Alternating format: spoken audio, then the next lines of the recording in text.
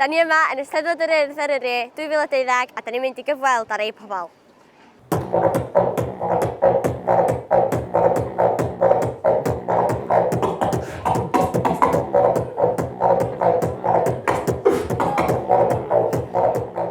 Felly be mae'r Eisteddfod yn feddwl iddo chi? Mae'r Eisteddfod yn da, ia. I mi, mae'n golygu cyfleoedd sy'n sy'n gael ni'n lle arall yn y byd, i fod yn onest. Mae'n rhoi profiad na sy'ch chi byth yn gallu dychmygu. Wel, cyfle i weld pobl dwi heb weld ers talwm, i ddweud y gwir. Cyfle i weld ffrindiau a stondina a bwyd. Diolch.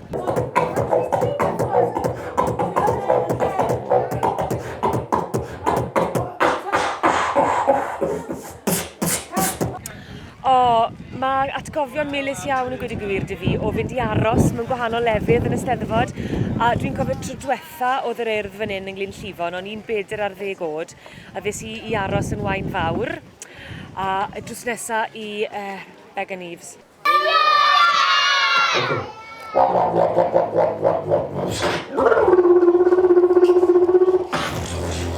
Felly mae jyst atgofion o fynd i aros mewn cartrefi gwahanol bobl a hefyd jyst y profiad o fod gyda'ch gilydd fel criw pan ych chi yn ymarfer ar gyfer rhywbeth a bod chi'n cael rhyw fath o lwyddiant. Mae jyst yn bleser i fod yn rhan o dîm, timod?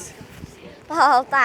Mae'r Urdd yn golygu lot i fi achos dwi'n meddwl sy'n ni byth i gallu mynd ati i gyflwyno oni bai bod fi wedi cael y profiadau a'r hyder dwi wedi cael o berfformio ar wefan yr Urdd. Be mae'r Eisteddfod yn feddwl iddo chi? Mae'n amazing.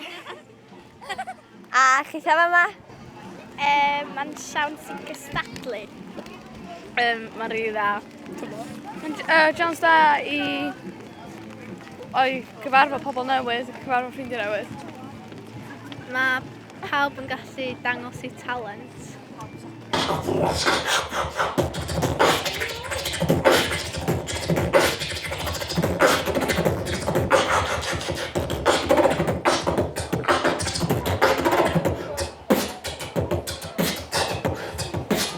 Mae'r Urdd yn 90 oed blwyddyn yma, sa'ch chi'n licio deud beth? Sgwyd dweud bod Mr Urdd yn edrych yn ffantastig. Yndi, diolch yn edrych dim diwrnod llai na 30 na di. Penblwydd Hapus Mr Urdd. Penblwydd hapus i'r 90. Penblwydd hapus i ti. Penblwydd hapus is Mr Urdd. Penblwydd hapus i ti. Penblwydd hapus, joia.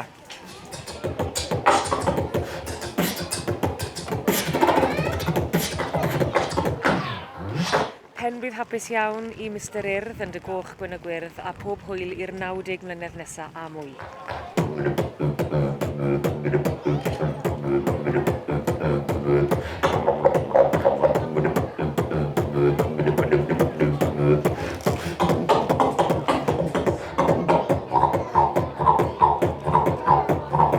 Mae'n anhygol bod yr Urdd newydd gael penblwydd 90 mlynedd hefyd. Dwi'n meddwl eisiau gwneud rhyw beat 90 mlynedd iddo fo. Beat, bags, beat, bags, ears, 90 mlynedd. 90 mlynedd, penblwydd hapus. Diolch. Cool.